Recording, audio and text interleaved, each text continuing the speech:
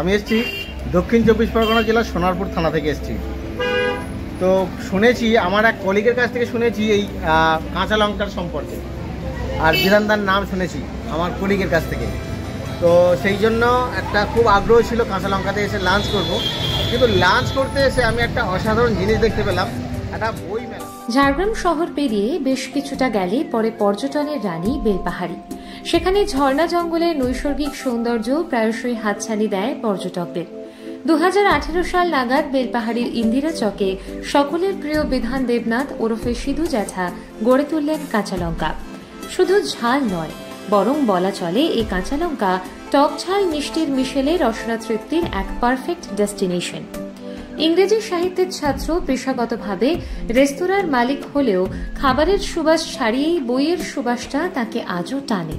বছর 45-এর সিধু জ্যাঠা তাই উদরপূর্তির পাশাপাশি মনের খোরাক পূর্তির জন্য গড়ে তুলেছেন রকমারি বইয়ের সম্ভার। সাহিত্য রসিক, লেখক, লোক গবেষক, সমালোচক এবং খাদ্যরসিক মানুষটি তাই চলতি বছরে 22শে ডিসেম্বর থেকে ব্যক্তিগত উদ্যোগে স্বল্প পরিসরে একটি বই মেলার আয়োজন করেছেন। কাঁচা লঙ্কা বইমেলার উদ্বোধন করেন কবিতিকা প্রকাশন সংস্থার কর্ণধার কমলেশ নন্দ। বেলপাহাড়ির ইন্দিরা চকে বইমেলাটি চলবে আগামী 31শে ডিসেম্বর পর্যন্ত। অবিভক্ত মেদিনীপুরের গবেষণাধর্মী প্রবন্ধ, গল্প, ইতিহাস, লোককথা, জনজীবন, জীবিকা, খাদ্যাভ্যাস, এলাকার পাখি, ঝাড়গ্রামের ঘর বাড়ি, এলাকার হাতি সংক্রান্ত বই পাওয়া যাচ্ছে এই মেলায়।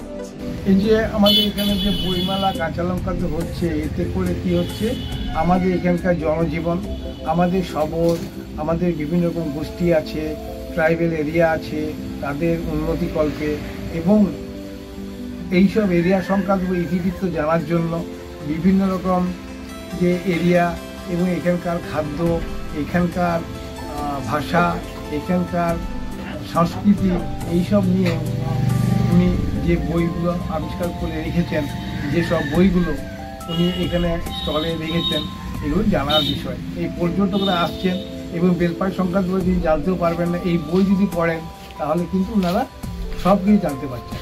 রেস্তোরাঁটির কর্তা বিধান দেবনাথ নিজেও গবেষণাধর্মী বই লেখেন। তিনিই বইমেলার আয়োজক। অবিভক্ত মেদিনীপুর ও কলকাতার নানান প্রকাশন সংস্থার বই পাওয়া যাচ্ছে সেখানে। বিধানের কথায় প্রচুর মানুষ বেড়াতে এসে এলাকার বিভিন্ন বিষয়ে জানতে চান, সেই কারণেই এমন মেলার আয়োজন। বিধান জানালেন, রবিবার বিকেল পর্যন্ত 21,827 টাকার বই বিক্রি হয়েছে। পাশে পেয়েছেন স্ত্রী ইন্দ্রাণী বালাকেও।